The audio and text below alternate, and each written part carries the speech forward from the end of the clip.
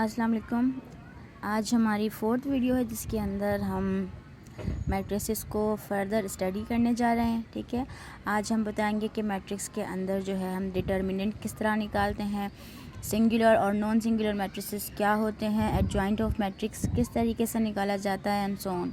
ठीक है, तो सबसे पहले आप देख रहे हैं यहाँ पर आपके पास एक मैट्रिक्स है जो कि कुछ इस पैटर्न का है 1 0 0 1। इस तरह के मैट्रिक्स को हम आइडेंटिटी मैट्रिक्स भी कहते हैं और यूनिट मैट्रिक्स भी कहते हैं। ठीक है, ये आपको आगे हेल्पफुल रहेगा, तो ये ध्यान में रखना है। ओके, उसके बाद हमें देखना है कि डिटर्मिनेंट किस तरह निकाला जाता है मैट्रिक्स का, या डिटर्मिनेंट ऑफ मैट्रिक्स होता क्या है। ठीक है, अगर हम ये कहें a number associated with square matrix is called determinant, किसी भी स्क्वायर मैट्रिक्स से एसोसिएटेड नंबर जो होता है वो हमारे पास उसका डिटर्मिनेंट कहलाता है। ठीक है, you can see here we have a matrix A 1 2 3 4। ठीक है, इसके एलिमेंट्स हैं ये। ठीक है जी, अभी हमें क्या करना है, इसका डिटर्मिनेंट निकालना है। डिटर्मिनेंट निकालने का प्रोसीजर बहुत ही सिंपल है। You have to multiply the diagonal numbers, mean 1 multiply by 4 and 2 multiply by 3, and you have to subtract both the numbers. Okay, you have to do that 1 multiply by 4 2 multiply by 3। ठीक है, दोनों को multiply करना और subtract करवाना है। 4 को 1 से, 3 को 2 से, देन इसको आपने इससे सब्ट्रैक्ट करा देना है। जो आपका नंबर आ जाएगा वो इस मैट्रिक्स का डिटर्मिनेंट कहलाने वाला है। ओके, अच्छा जी, इसके बाद हम आते हैं कि सिंगुलर मैट्रिक्स और नॉन सिंगुलर मैट्रिक्स किसे कहते हैं। अगर आपके डिटर्मिनेंट का आंसर जो है वो 0 आ जाता है तो वो मैट्रिक्स आपका कहलाएगा सिंगुलर मैट्रिक्स।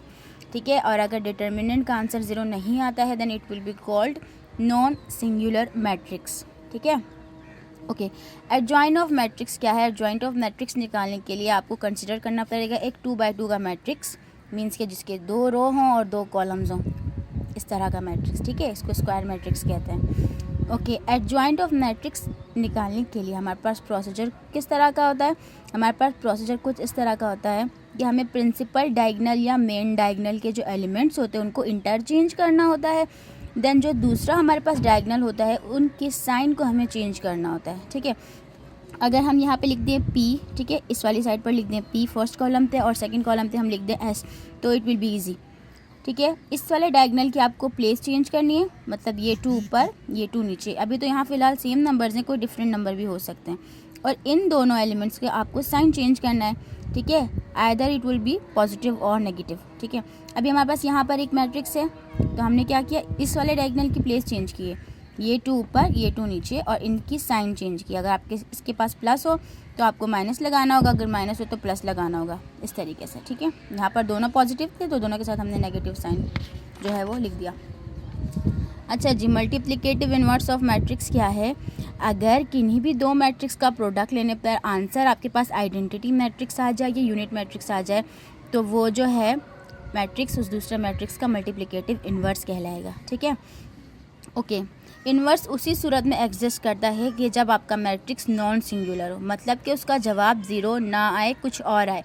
अगर उसका आंसर 0 आ जाता है तो वो सिंगुलर मैट्रिक्स कहलाता है और उसका इन्वर्स एग्जिस्ट नहीं करता। ठीक है, मैट्रिक्स को आगे सॉल्व करने के लिए, उसका इन्वर्स निकालने के लिए ज़रूरी है कि जो भी आपका मैट्रिक्स हो उसका नॉन सिंगुलर होना बहुत ज़्यादा ज़रूरी है। ठीक है जी, अभी अगर आपको किसी मैट्रिक्स का इन्वर्स निकालना है तो उसका फॉर्मूला आपके पास होता है adjoint of A divided by determinant of A. ठीक है, जब भी कभी एग्जाम के अंदर आपको पूछा जाए कि फलां जो मैट्रिक्स है इसका आपने इन्वर्स फाइंड करना है, तो आपको क्या करना होगा, उस मैट्रिक्स का पहले एडजॉइंट निकालना होगा, then you have to divide that adjoint of matrix with the determinant of that matrix. Okay, I hope कि आपको ये टॉपिक अच्छे से समझ आ गया हो। अगर आपको इससे रिलेटेड कोई भी क्वेश्चन पूछना है तो आप कमेंट सेक्शन में पूछ सकते हैं। Thank you.